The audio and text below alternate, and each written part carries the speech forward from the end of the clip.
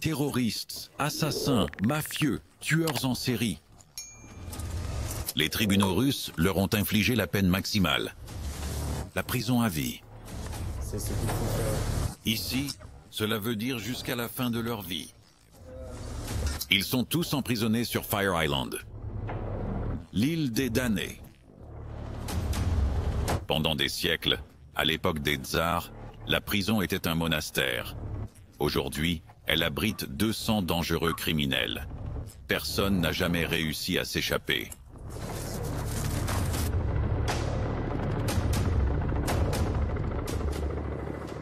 Nos murs font entre 80 et 150 cm d'épaisseur. On ne peut pas y faire un trou du jour au lendemain sans se faire remarquer. L'île est entourée d'eau et de marécages. En été, les températures atteignent 35 degrés Celsius. En hiver, elles peuvent descendre jusqu'à -30.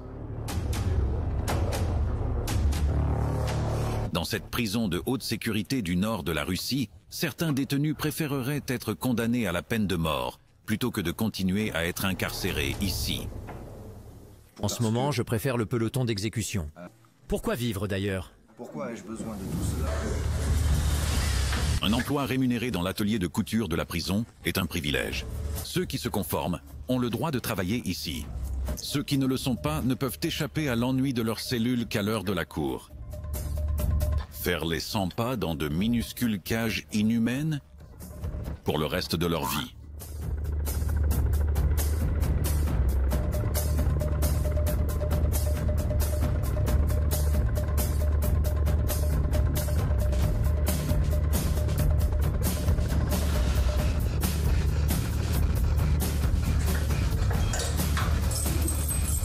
Fire Island est réservé aux hommes qui ont commis leurs crimes avec des motivations particulièrement basses et une cruauté extrême.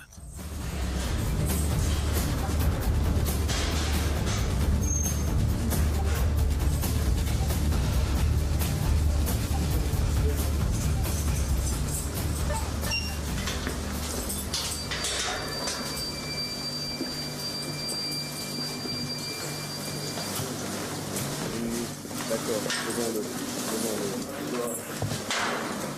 3h05, cellule numéro 8, L4, capitaine Dmitriev, ouvrez. Main dans le dos. Prisonnier.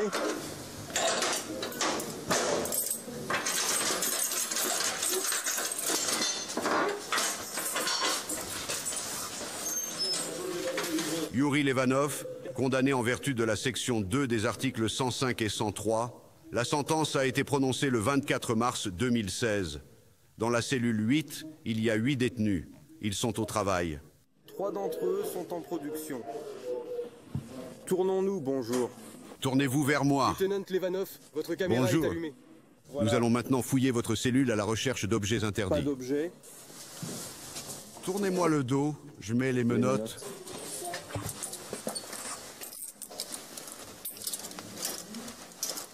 Les objets pointus et tranchants sont interdits. Ils pourraient servir d'armes ou d'outils pour s'échapper.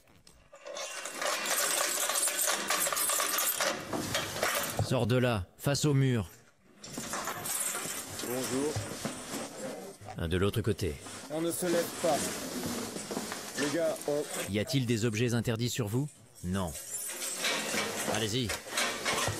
Je ne sais pas ce qu'il en est. Les articles 105 et 103 du code pénal russe traitent du meurtre.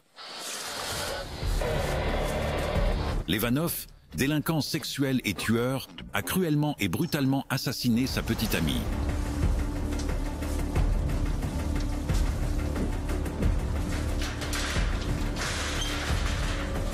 Les gardes fouillent la cellule de Levanov.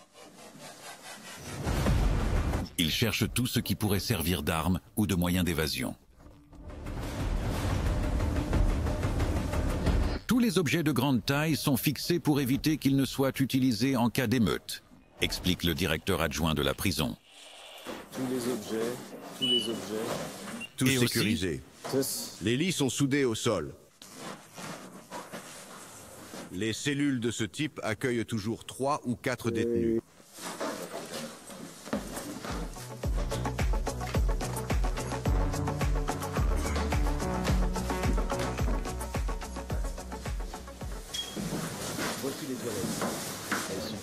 Les toilettes sont le seul endroit où il y a un peu d'intimité. Ça aussi, c'est fixé au sol. Les lumières, la plomberie, tout fonctionne. Et aussi les caméras. Nous pouvons également voir tout ce que les hommes font dans leurs cellules grâce aux caméras de sécurité. Des caméras vidéo. Et nous pouvons rester en contact avec les prisonniers grâce à un système d'interphone sans aucun risque pour nous. D'accord.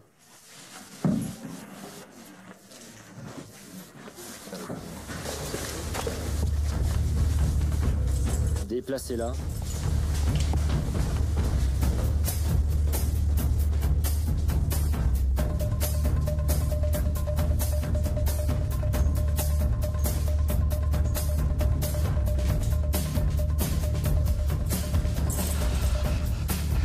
Ah, ici. Ensuite, faites-moi face.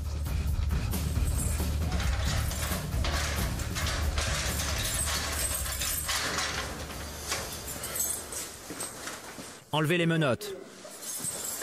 Écoutons-le. Dans cette cellule, des psychologues et des profileurs travaillent normalement avec les prisonniers. Ils établissent des profils de délinquants à des fins de prévention de la criminalité. J'ai commis un viol et un meurtre de manière très cruelle. Qu'entendez-vous par très cruel? J'ai abusé de ma petite amie.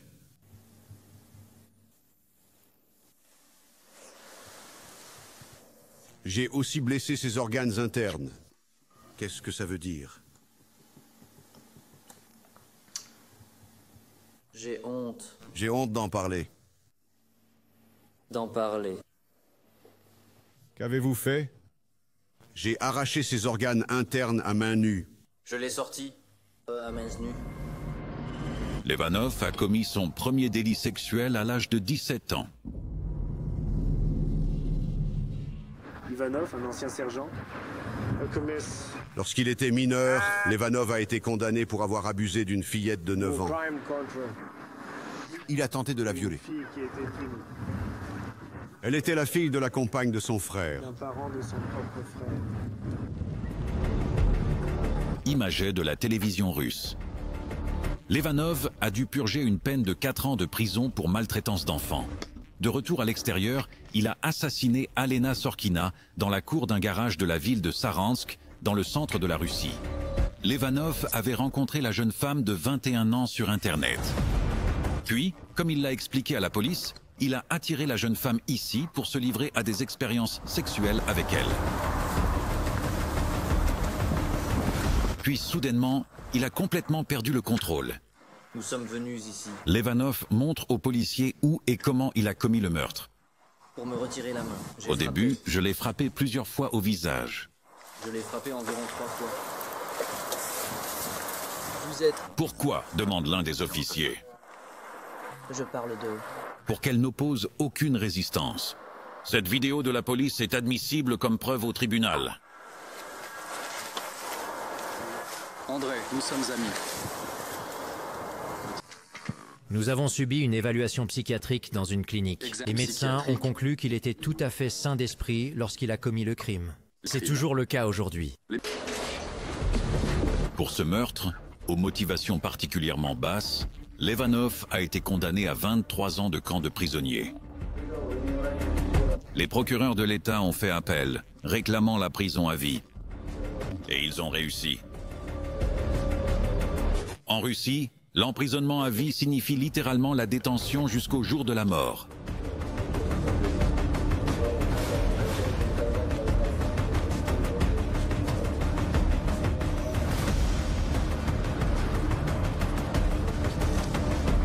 Théoriquement, au bout de 25 ans, il est possible d'être libéré pour bonne conduite ou circonstances atténuantes. C'est ce qu'espère Levanov. Il affirme qu'au moment des faits, il n'était pas responsable de ses actes car il était sous l'emprise de la drogue. J'ai commencé à en prendre lorsque j'étais dans la colonie. Puis j'ai été libéré. Et après ma libération, j'en ai J'ai consommé commencé. plus souvent. À acheter C'est si facile de la à obtenir. nourriture. Les vendeurs le laissent simplement dans un endroit Ça m'a prévu coûté à cet 2000 effet. roubles. Une dose coûte Après cela, 1500 ou 2000 roubles. Ce produit synthétique vous change, vous rend agressif. Et le temps s'accélère. Tout est devenu plus rapide.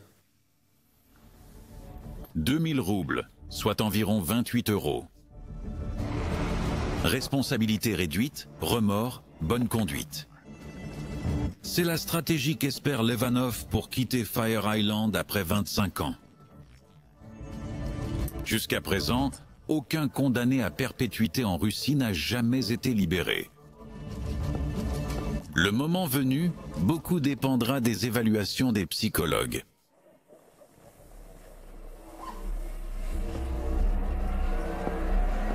Ognieny Ostrov, l'île de Feu, est la plus ancienne prison de haute sécurité de Russie.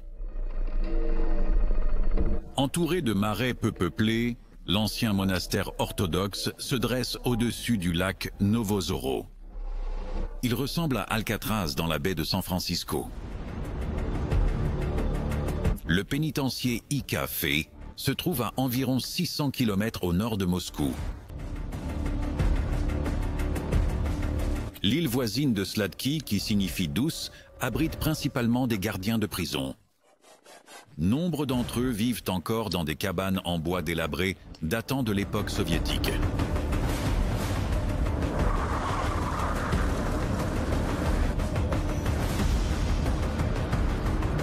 À certains endroits du lac Novozoro, le temps semble s'être arrêté. Le monastère a été fondé sur l'île par saint Cyrille au XVIe siècle. Et comme des torches y brûlèrent la nuit, les habitants des villages environnants ont donné à l'île le nom d'île de Feu. La révolution d'octobre 1917 a porté au pouvoir les bolcheviks, largement athées. Ils chassent les moines et transforment le monastère en goulag pour les ennemis de l'État. En 1994, Fire Island est devenu une prison de haute sécurité pour les criminels dangereux. Un lieu de non-retour.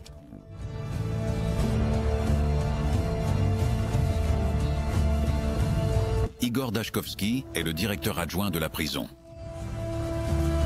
Il travaille à Fire Island depuis 11 ans et la connaît sur le bout des doigts.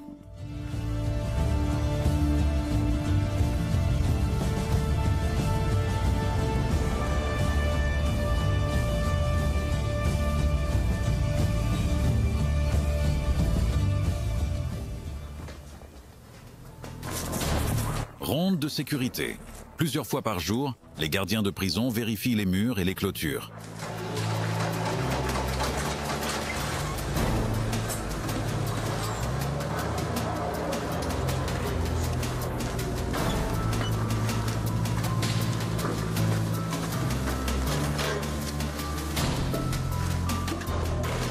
Zone d'exclusion. Interdiction d'entrée.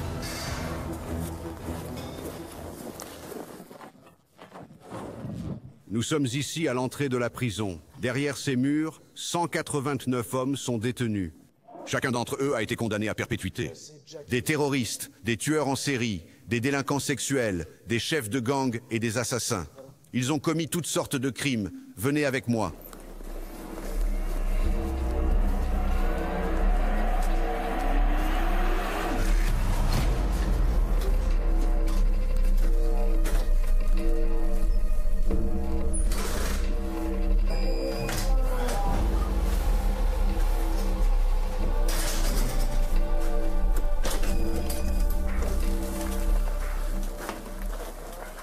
Juste derrière l'entrée se trouve l'administration de la prison. L'administration et l'aile des prisonniers sont juste à côté l'une de l'autre parce que nous sommes sur une petite île. Lorsque le bâtiment était un monastère, il y avait de l'eau ici. Les bateaux passaient par la porte nord pour se rendre directement à l'église de la résurrection du Christ. Nous allons maintenant entrer dans les quartiers d'habitation. Par quartier d'habitation, Dashkovsky entend les cellules de haute sécurité de l'ancienne église de la Résurrection. Deuxième point de contrôle, l'aile des prisonniers.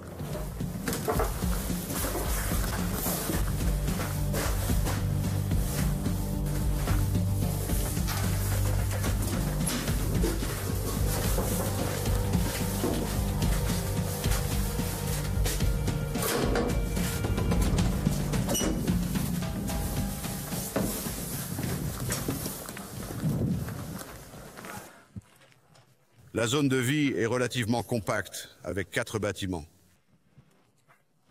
La 4e aile a été rénovée il y a 2 ans.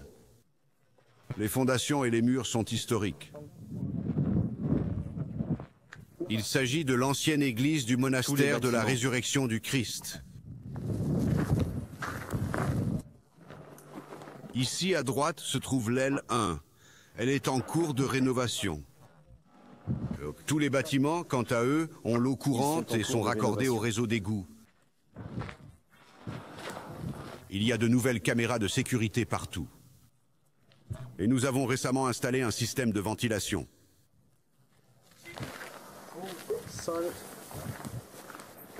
Venez avec moi.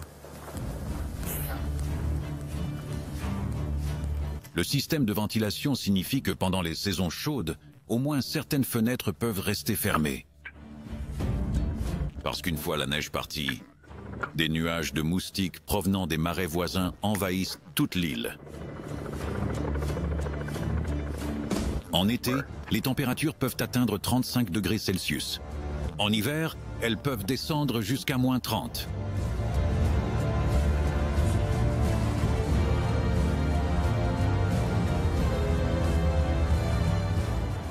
Vous êtes prêt, Vladimir Vladimirovitch? Allons-y.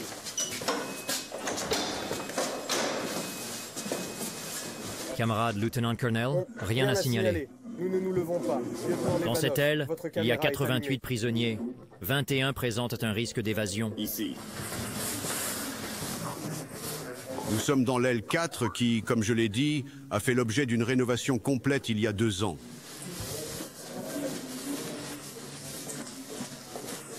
Pendant les travaux, nous avons découvert des fresques historiques et les avons fait restaurer.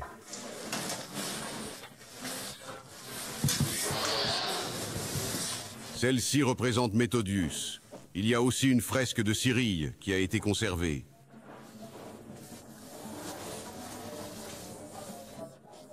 Pourquoi un tel monastère a-t-il été transformé en prison? C'était un choix évident en raison de son emplacement sur une île.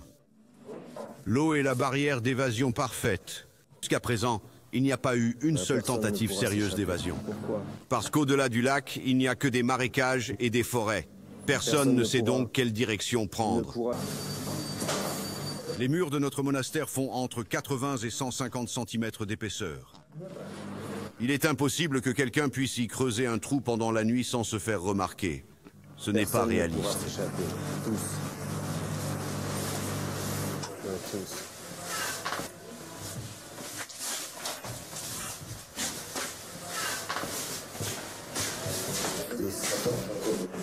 Dans chaque aile, il y a au moins une salle de bain. Les détenus de chaque cellule vont tous ensemble aux douches. Cela fait 3 ou 4 hommes à la fois. Quand ils ont fini, le suivant entre, une cellule après l'autre. C'est pour des raisons de sécurité. L'eau chaude vient des chaudières. Il y a 45 condamnés à perpétuité dans ce bâtiment. Chacun d'entre eux prend une douche 2 fois par semaine. Y a-t-il des caméras de sécurité ici aussi? Ils ont leur intimité ici. Le gardien verrouille cette porte et vérifie tout par cette fenêtre. La vidéosurveillance dans les toilettes est contraire à la loi.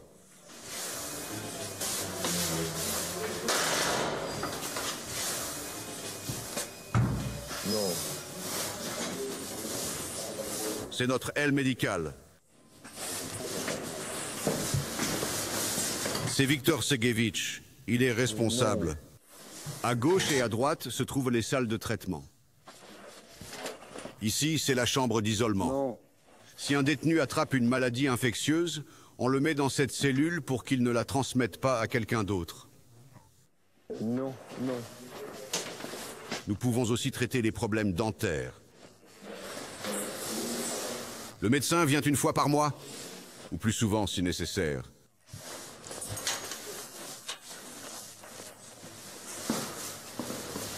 Et si un détenu a besoin d'une injection ou d'une perfusion intraveineuse, tout se passe dans cette pièce. Ici.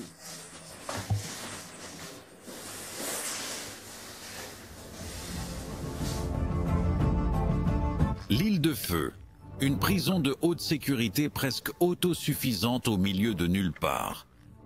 Seules les denrées alimentaires doivent être livrées. Il y a même un atelier de couture. Elle se trouve à l'emplacement d'anciennes tombes orthodoxes russes.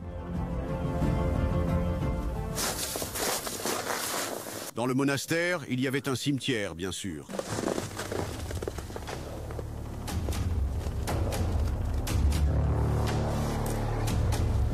Cellule pour criminels dangereux dans l'église de la résurrection du Christ.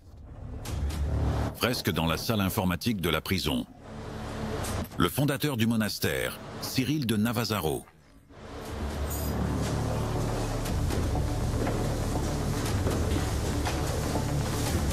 De nombreux anciens détenus athées ont entre-temps trouvé du réconfort dans la foi orthodoxe russe.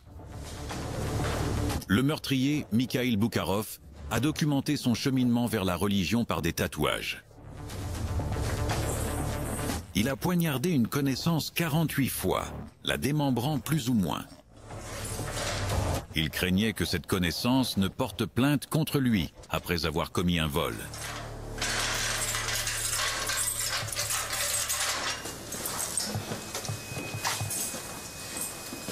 Voyez-vous qui tient cet être dans sa main?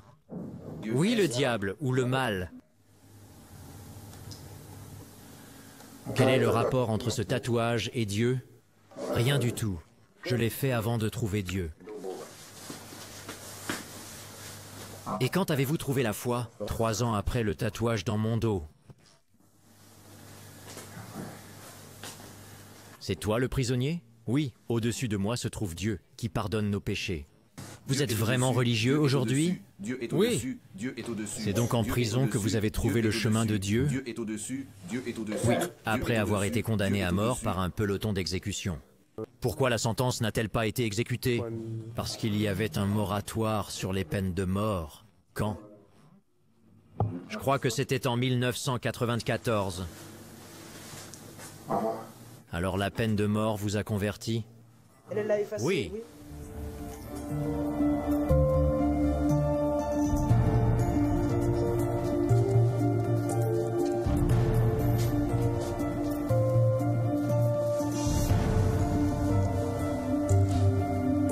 Le moratoire sur la peine de mort est en vigueur en Russie depuis 1096.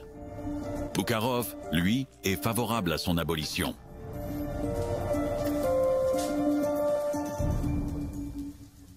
En ce moment, je préférerais être fusillé.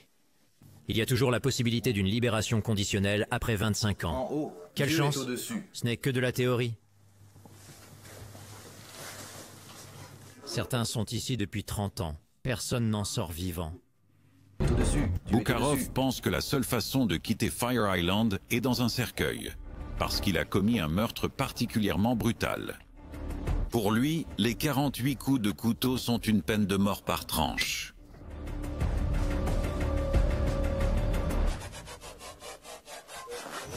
« 7 heures du matin. L'équipe du matin prend le relais. Les murs et les clôtures sont à nouveau vérifiés.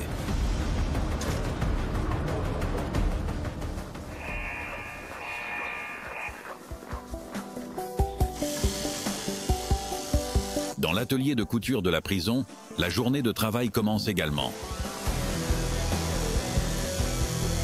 Ici, les détenus sont volontaires. Le travail est un privilège. Ceux qui espèrent sortir après 25 ans font de leur mieux pour mettre la main sur l'une des rares machines à coudre afin de gagner de l'argent pour une vie de liberté.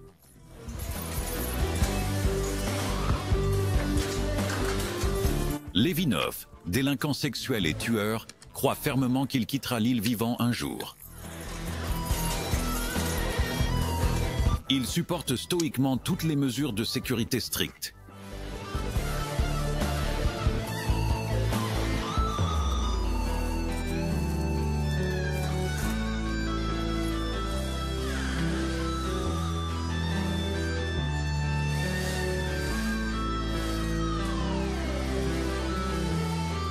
Les hommes fabriquent des gilets de sauvetage, des souvenirs et des vêtements de travail pour une entreprise privée de Moscou. Le salaire le plus élevé sur l'île prison est d'environ 100 € par mois.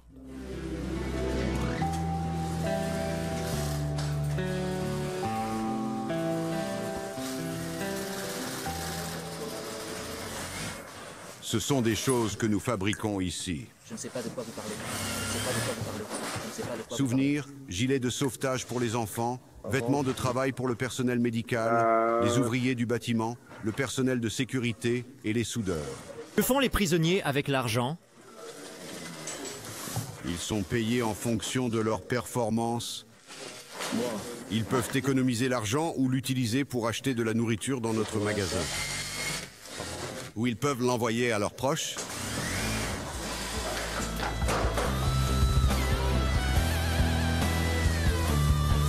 Certains détenus, comme Levinov, versent également des indemnités aux proches de leurs victimes.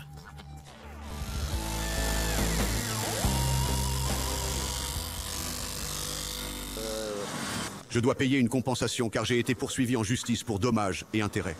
Qui vous a poursuivi? qu'avez-vous obtenu? La mère de la victime. Combien avez-vous dû payer?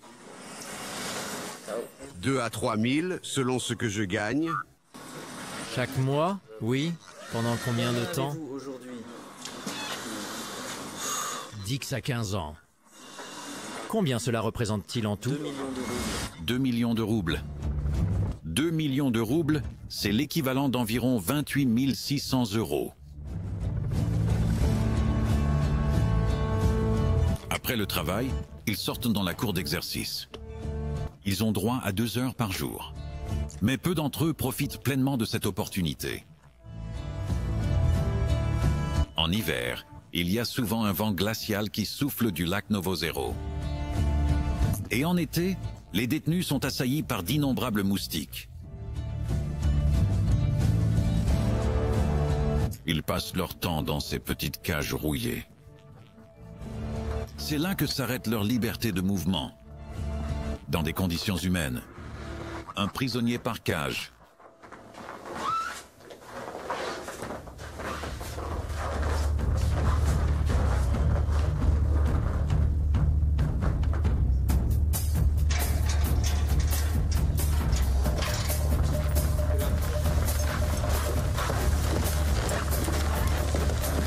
Déplacez-la contre le mur. Alors maintenant, entrez. La plupart des gardiens savent à peu près quels crimes ont été commis par les prisonniers, mais ne se préoccupent pas vraiment des détails. Il s'agit d'une question d'autoprotection, afin qu'ils ne deviennent pas eux-mêmes émotionnellement brutalisés.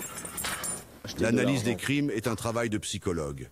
C'est à eux de dire si un condamné à perpétuité est théoriquement assez mûr pour bénéficier d'une libération conditionnelle après 25 ans. La plupart du temps, je ne m'en mêle pas. Sinon, toute cette saleté me rendrait fou. Beaucoup de meurtres sont tout simplement barbares. Quelques pas sans menottes et aucun compagnon de cellule pour le déranger. Levinov, délinquant sexuel et tueur, tente de se maintenir en vie mentalement grâce à la puissance de la pensée positive.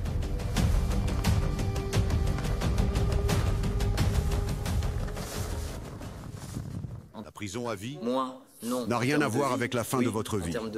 Chaque être humain vit, apprend, travaille et, malgré toutes les difficultés, essaie de commencer un nouveau chapitre de sa vie.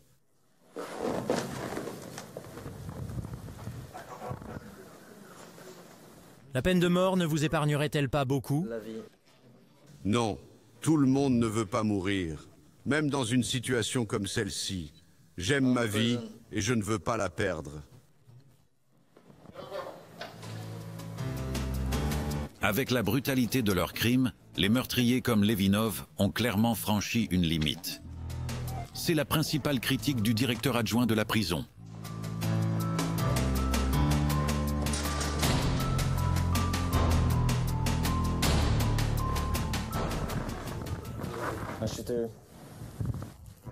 En tant qu'être humain, je suis favorable à son exécution pour le meurtre brutal de sa petite amie. En tant qu'agent pénitentiaire, je suis contre la peine de mort. Parce qu'en tant que condamné à perpétuité, il est confronté à ce crime chaque jour, chaque minute de sa vie. Et conformément à la pratique actuelle, cela continuera jusqu'à sa mort. Sortez maintenant. Vous avez des objets interdits sur vous? De quoi vous parlez? Je ne sais Non. pas de quoi vous parlez. Beaucoup d'agents pénitentiaires considèrent que la prison à vie est une punition plus dure que la mort. Ces hommes ne croient pas que Levinov sera un jour libéré. Ils pensent que ses remords et son aveu de culpabilité ne sont qu'une comédie. Chacune de ses actions et réactions vise précisément à assurer sa libération dans 25 ans. Il échappe ainsi à ses responsabilités.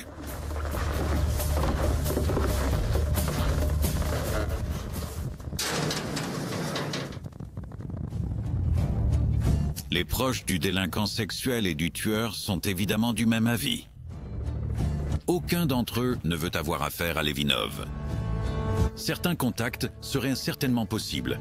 Des rencontres personnelles entre le délinquant et sa famille sont même possibles à Fire Island.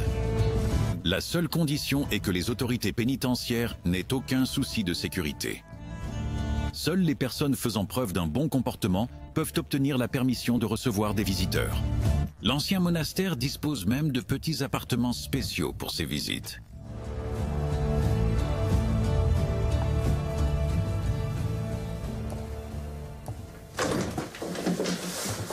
Nous disposons de 2 appartements où les détenus et leurs familles peuvent se rencontrer. Pendant les 10 premières années de détention, c'est une fois par an pendant 3 jours. Ensuite, en cas de bonne conduite, 2 visites de ce type peuvent être organisées par an. Voici la chambre des enfants. Une cuisine. Un maximum de 2 adultes et un enfant sont autorisés à visiter. Pour 2 adultes et un enfant, pas plus de 3 personnes. Ils doivent de présenter des documents prouvant qu'ils sont des parents Voici proches. les vrais documents. Voici la cuisine. Et derrière, voici les toilettes et la douche.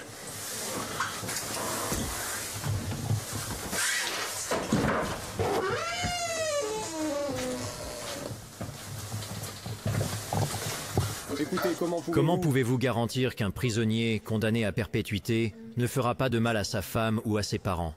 Nous ne pouvons rien garantir. C'est pourquoi chaque détenu fait l'objet d'un examen approfondi avant toute rencontre.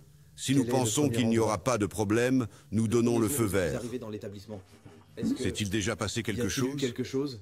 Non, les prisonniers sont suffisamment intelligents pour ne pas faire n'importe quoi. Après tout, ce sont leurs femmes, leurs parents et leurs enfants qui leur rendent visite. Lors du processus d'approbation, nous vérifions toutes leurs lettres.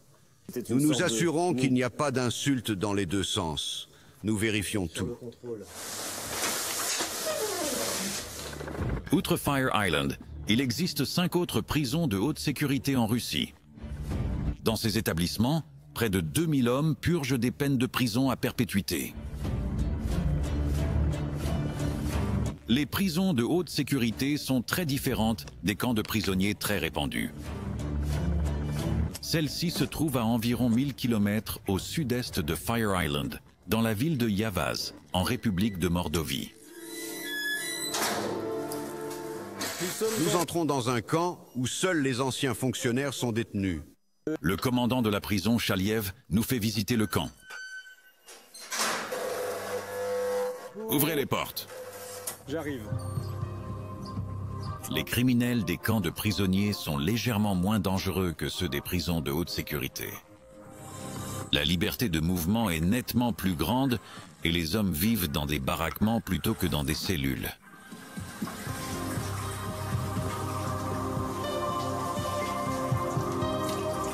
Certains ont toutefois commis des crimes graves.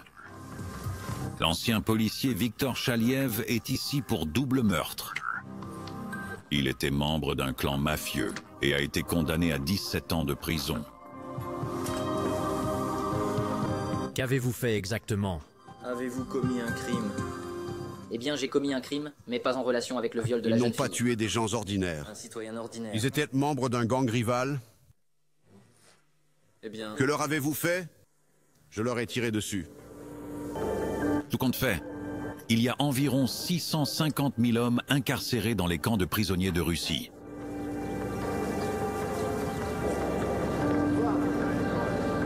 À l'appel du matin. Les autorités du camp font l'appel plusieurs fois par jour pour s'assurer que tous les prisonniers sont encore présents. Contrairement aux prisons de haute sécurité comme Fire Island, les tentatives d'évasion ne sont pas rares ici.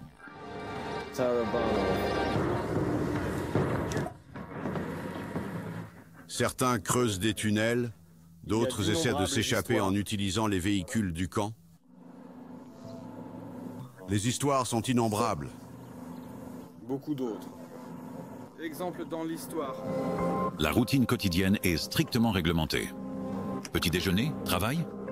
Déjeuner, retour au travail, repas du soir, temps libre, coucher. Les journées dans les camps sont très semblables à celles des prisons de haute sécurité. Les prisonniers cuisinent et font des pâtisseries pour les prisonniers. Dans la plupart des camps de prisonniers russes, il existe une sorte de système de caste. La caste la plus élevée est celle des chefs de file du crime. Dans la deuxième caste se trouvent les criminels de droit commun, comme Chaliev. Les deux groupes évitent la caste la plus basse, les informateurs de prison et les homosexuels.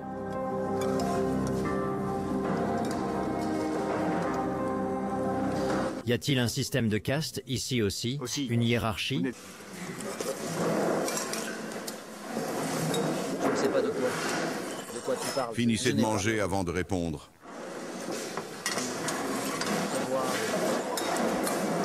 Non, il n'y a pas de système de castes ici.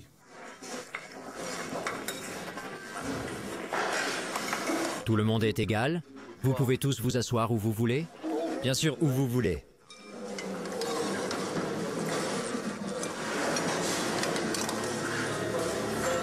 Il est difficile de dire si cette réponse est vraie.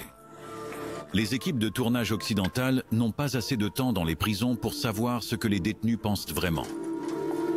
C'est ce que nous appelons la zone industrielle. De la production principale. Ici, il y a un atelier de couture et une fabrique de pâtes. Nous cultivons également nos propres légumes. De la vodka. À qui vendez-vous? Eh bien, c'est principalement... Nous gardons la nourriture ici. Les textiles sont vendus à des clients, des entreprises privées. Ils commandent des colliers, des bottes. Production de pâtes dans le camp de prisonniers de Yavuz. Ici aussi, il y a des parallèles avec les prisons de haute sécurité. Le travail est la récompense d'un bon comportement. Ceux qui se comportent mal sont condamnés à rester assis.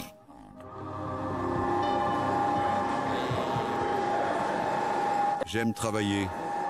Le temps passe plus vite. À quoi d'autre le travail peut-il servir? Le travail est synonyme de bonne conduite. Un bon comportement peut être synonyme de libération conditionnelle. La libération anticipée est une possibilité réaliste dans les camps de prisonniers. Dans les prisons à sécurité maximale, ce n'est pas encore le cas en raison du risque élevé pour la population. À la fin de leur service, ils retournent dans leur baraquement. Les prisonniers ne sont pas autorisés à emporter des objets pointus. Seuls ceux qui se soumettent inconditionnellement peuvent espérer une libération anticipée de cet enfer. Retour à Fire Island, sur le lac Novosibirsk, dans le nord de la Russie. Il y a quelques détenus qui ne sont pas condamnés à perpétuité. Il s'agit de trafiquants de drogue, de voleurs, de racketteurs. Leur travail consiste à subvenir aux besoins des condamnés à perpétuité.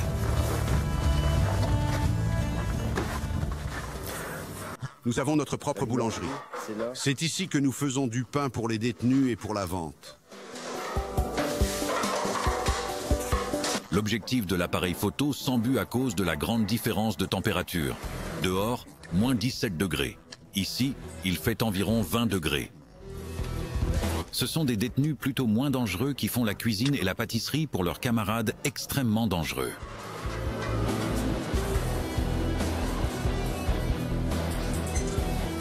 Je vais mourir pour le crime d'être un soldat. Et pour me connaître, je mourrai pour le choix du droit de vie. Et je serai le type.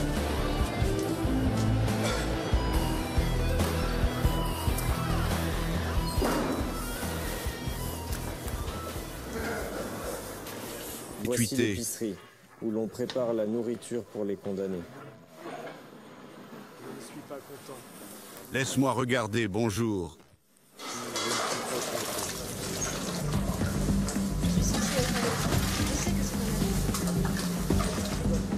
Soupe, salade de thon, viande. Comme une équipe de tournage occidentale est présente aujourd'hui, il est difficile de dire si les condamnés à perpétuité reçoivent une sorte de festin spécial de la part de leurs co-détenus. Dans les prisons russes, les détenus sont utilisés pour toutes sortes de travaux afin de réduire les coûts de personnel.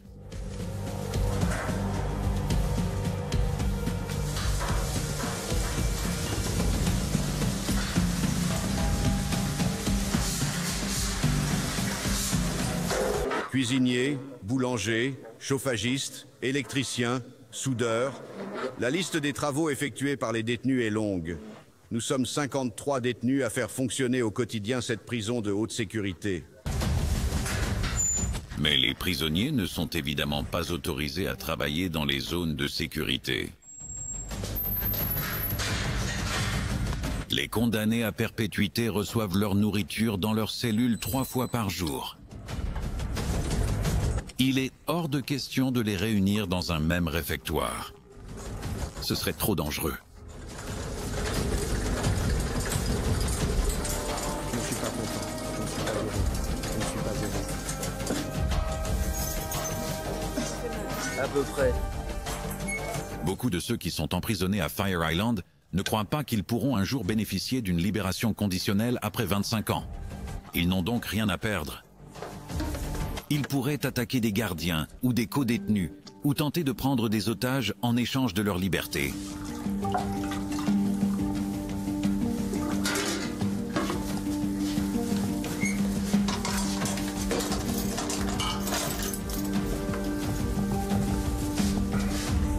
Certains hommes ne sont pas satisfaits de la taille des portions. Donnez-moi plus de viande. Qu'est-ce qui ne va pas? Je veux plus de viande.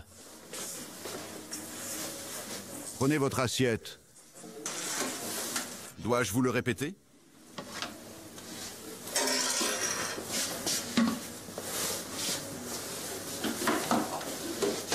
Je ne veux plus de pâtes. Qu'est-ce qu'il y a? Plus de pâtes.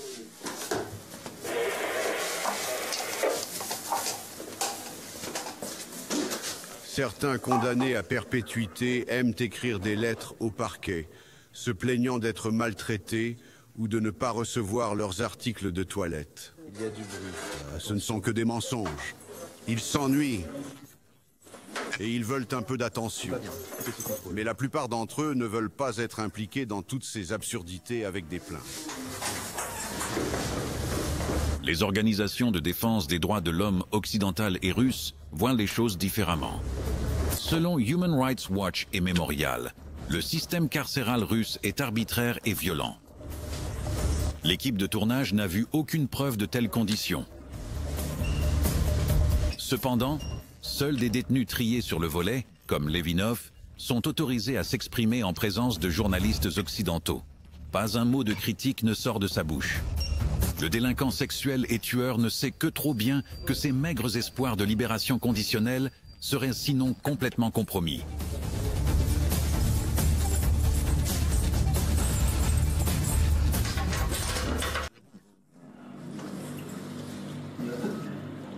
Quel est le délai le plus court pour sortir d'ici? Une libération conditionnelle, après 25 ans. De quoi cela dépend-il le plus? Je ne sais pas, honnêtement.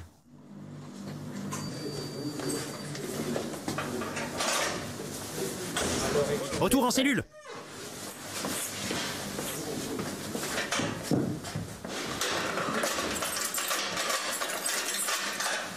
Venez ici.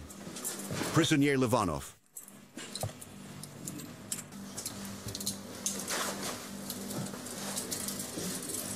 Soumission totale, pas de réponse. Et ne faites rien de mal. De par sa propre expérience, Yuri Levinov connaît les règles du jeu qui peuvent lui permettre d'obtenir une libération conditionnelle.